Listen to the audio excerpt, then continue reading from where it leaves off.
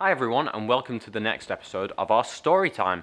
And in today's episode, we're looking at people who served others when they could. Our first story is about someone you might have heard of before, called Florence Nightingale. Now, she was from Italy, and she went to serve in Russia during the Crimean War to help soldiers who were injured. So let's listen to her story now. Have you ever been in a hospital? Were you visiting or were you a patient? Did you see nurses helping people? When Florence Nightingale was a girl, hospitals in England were very nasty and dirty. The nurses were sometimes nasty and dirty too, and often didn't help people at all. Florence's family was rich. They thought Florence should live like other rich girls, go to smart parties, wear smart clothes, and play with smart friends. But Florence was Jesus' friend.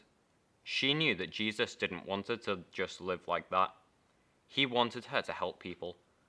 Florence wanted to be a nurse and help people who were ill. Florence's parents were very cross.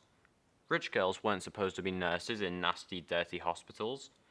But Florence wanted to make hospitals clean and safe, somewhere people got better, not worse.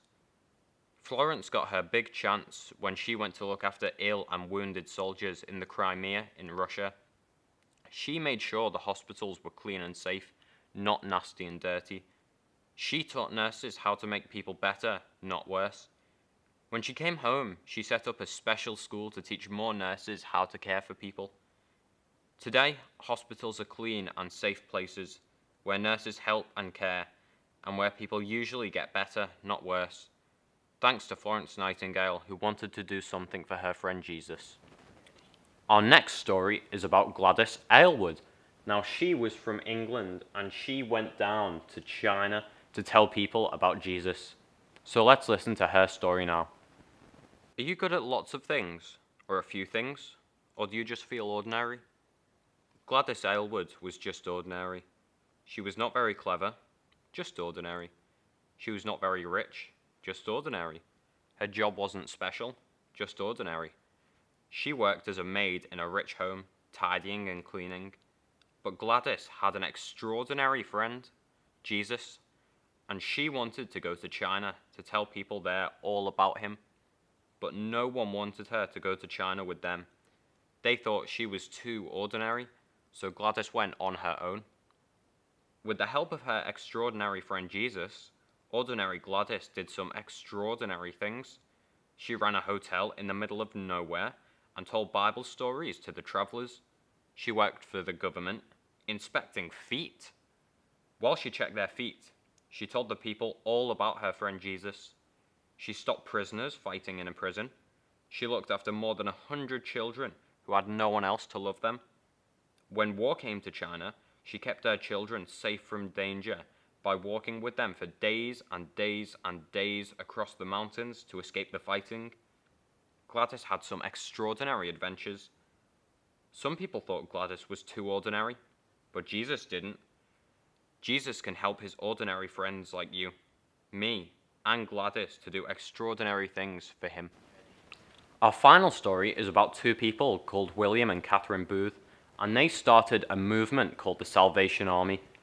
They were from England, but they went all over the world telling people about how they can be friends with Jesus. So let's listen to their story now. I wonder what your friends are like. Are they just like you, or are they all quite different? William and Catherine Booth knew that when their friend Jesus was on earth, he had lots of friends. Often they were not the kind of friends you'd expect. Sad people, poor people, lonely people, even bad people. But William and Catherine didn't see many people like that in churches in England. People like that hadn't heard that they could be Jesus' friends too. And they hadn't heard that Jesus could forgive them, love them, and help them to change. So William and Catherine decided to tell them. They told the saddest, the poorest, the loneliest, and the baddest people that they could be Jesus' friends too. Some people didn't want to listen. They shouted and yelled and threw things. It was so dangerous that William said it was like being in an army. They became known as the Salvation Army. But they kept going even when it was dangerous and hard. They showed these people that Jesus loved them by giving them food, by giving them clothes, and by giving them work. People listened. Soon, Jesus had thousands and thousands of new, very different friends. The Salvation Army spread all over the world and is still helping all kinds of different people to see that they can be Jesus' friends too.